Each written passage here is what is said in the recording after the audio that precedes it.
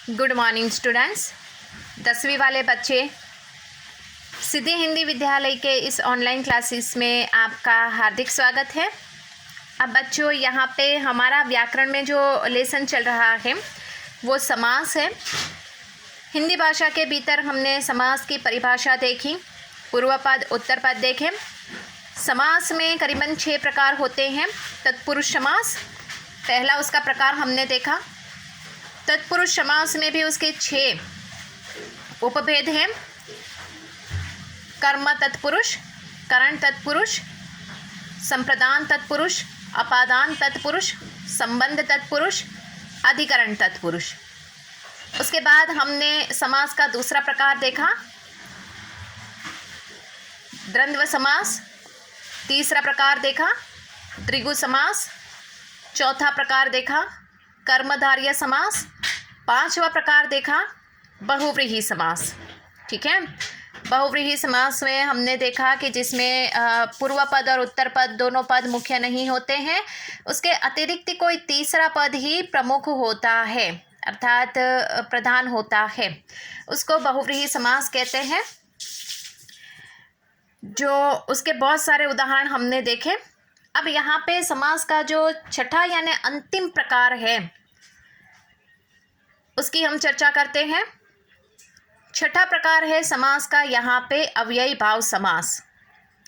अब यहाँ पे बच्चों जो अव्ययी भाव समास है, ये अव्ययी भाव समास किसे कहते हैं उसकी पहले हम परिभाषा देख लें।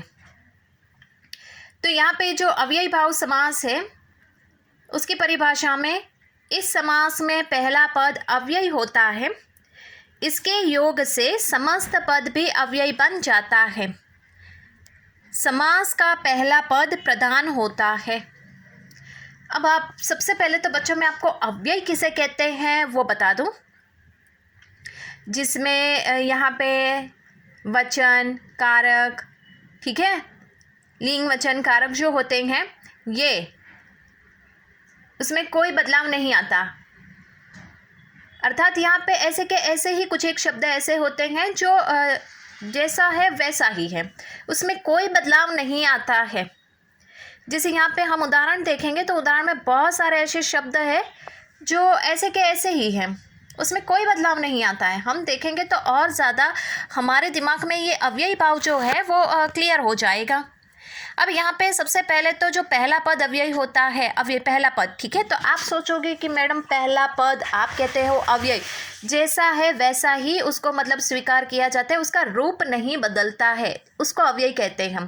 कारक वचन लिंग उसमें कोई भेदभाव कुछ नहीं, उसमें बदलाव होता है। जो बदलाव ना करे ऐसे शब्द, पहला पद अव्ययी होता है, उसके योग से समस्त पद भी अव्ययी बन जाता है। पहला पद प्रधान होता है। सबसे पहले तो यहाँ पे हम वही पूर्व पद उत्तर पद वाली गेम खेलते हैं। यथा पूर्व पद प्लस समय उत्तर पद। यथा देखो यहाँ पे समास का पहला पद क्या है, प्रधान होता है। यथा समास का यहाँ पे पहला पद हुआ प्रधान, पहला पद अव्ययी होता है। यथा शब्द अव्ययी है, आप समझ में आया? यथा शब्द अव्ययी है। अब देखो यहाँ पे उसका विग्रह किया गया है, यथा समय, समय के अनुसार, यथा समय, समय के अनुसार। अब यहाँ पे यथा समय ये जो शब्द है ना बच्चों, उसका हमने विग्रह किया, उसमें कोई बदलाव आया नहीं ना। उसके कहने का तात्पर्य है वैसा का वैसा ही है।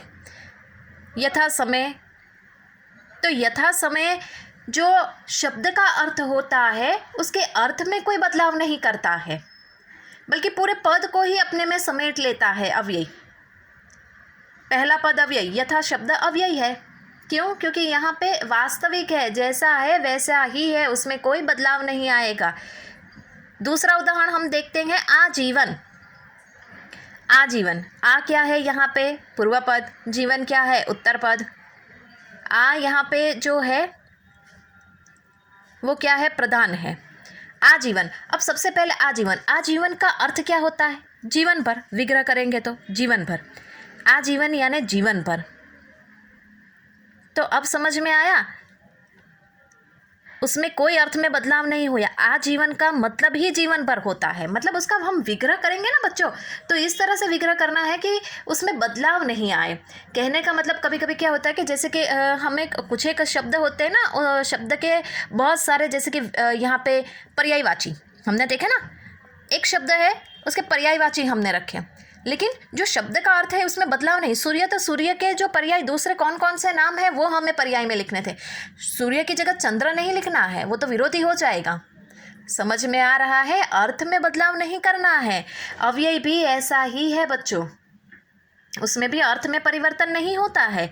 जैसे कि आपको क्या याद रखना है बच्चों, मैं कुछ एकदम सरल सी टेक्निक, पहले इसको समझ लेते हैं, फिर एकदम सरल सी टेक्निक आपको बता देती हूँ। आपको कौन कौन से शब्द याद, आप वो शब्द याद रखोगे ना बच्चों, डेफिनेटली आप ये अव्यय किसे कहते हैं समझ जाओगे। हर एक जैसे कि कोई भी बिगड़ी हुई परिस्थिति है ना, तो उसको सुधारने के लिए हम कहते हैं ना, एक रास्ता बंद हो जाता है, 1000 रास्ते खुल जाते हैं। अव्यय को भी समझने के लिए कुछ एक शब्दों को हमें याद रखना है और कुछ नहीं। तीसरा उदाहरण देखते हैं, यथाशक्ति। कौन सा है? यथाशक्ति। विग्रह करेंगे तो सबसे पहले यथा पूर्व पद, शक्ति उत्तर पद। यथा क्या है? प्रधान पद है ना, पहला पद प्रधान होता है। यथा क्या हुआ? अव्यय। वापस आए ना, यथा समय, यथा शक्ति। सबसे पहले तो एक मैंने सरल बात आपको बता दी, यथा शब्द देखना है। शब्द की शुरुआत में अगर यथा आपको दिखाई दे तो समझ जाओ तुरंत ही वो अव्यय है। एक सरल बात मैंने आपको बता दी, यथा शक्ति। विग्रह करो उसका, शक्ति के अनुसार। देखो, समय के अनुसार, यथा समय यानी समय के अनुसार, यथा शक्ति यानी शक्ति के अनुसार। यथाशक्ति दान कीजिए। जब पंडित महाराज हमें कहते हैं ना, कोई हम पूजा पाठ हवन करवाते हैं, यथाशक्ति दान कीजिए, मतलब आपकी शक्ति के अनुसार जितना हो आप कीजिए। आप समझ में आया? यथाशक्ति दान कीजिए मतलब शक्ति के अनुसार। तो हम उसका विग्रह करेंगे तो विग्रह में कोई बदलाव नहीं आएगा। आप समझ में आ रहा है आपको? पूरा पद ही वो अव्यय बना देगा विग्रह करेंगे तब। ऐसे दूसरे भी उदाहरण हैं, उसको भी हम यहाँ पे बच्चों देख लेते हैं, ताकि यहाँ पे ये जो उसकी परिभाषा है वो तुरंत मतलब आपके दिमाग में क्लियर हो जाए। करीबन 2 हमने देखे, तो 2 में तो थोड़ा हमने समझ ही लिया है यहाँ पे। देखो, उसके बाद चौथा उदाहरण है रातों रात। रातों रात, सबसे पहले रात प्लस रात। रात क्या है? पूर्व पद। दूसरा रात क्या है? उत्तर पद।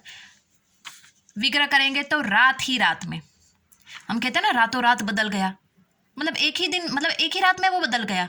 रातों रात, रात ही रात में बदल गया। ये वाक्य मैं आपको समझा रही हूँ ताकि आपको पता पड़े कि उसमें क्या कोई बदलाव नहीं आता है। समझ में आया?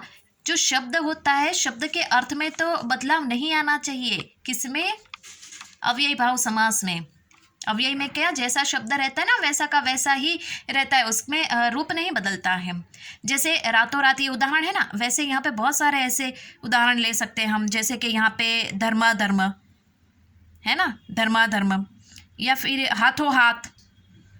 समझ में आया? दिनों दिन, दिनों दिन बढ़ता ही जा रहा है, मतलब दिन ही दिन। तो जो एक जैसे दिखने वाले 2 शब्द एक साथ में लिखे हो, समझ जाओ वो क्या है? अव्ययी भाव। फिर भर पेट। भर क्या है? पूर्व पद। पेट क्या है? उत्तर पद। भर शब्द अव्ययी है, उसका विग्रह करेंगे तो पेट भर कर। हम कहते हैं ना, पेट भर नाश्ता किया, पेट भर नाश्ता किया, तो मतलब पेट भर कर किया है। अब समझ में आया? शब्द के अर्थ में हमें कोई भी बदलाव नहीं करना है, ऐसा का ऐसा ही रखना है। उसके बाद बेखबर। बे क्या है यहाँ पे? पूर्व पद। खबर क्या है? उत्तर पद। बे यहाँ पे अव्यय है और बे शब्द प्रधान है, मुख्य है। बेखबर शब्द का विग्रह करेंगे तो बिना खबर के। हम कहते हैं ना, हम तो बेखबर रहे, मतलब बिना खबर के, खबर ही नहीं हुई हमें। बेखबर का अर्थ ही होता है बिना खबर के। अब समझ में आया? उसके बाद प्रतिदिन। प्रति क्या है? अव्यय, पूर्व पद। दिन क्या है? उत्तर पद। प्रति शब्द प्रधान है, विग्रह करो इसका। प्रतिदिन, हर दिन।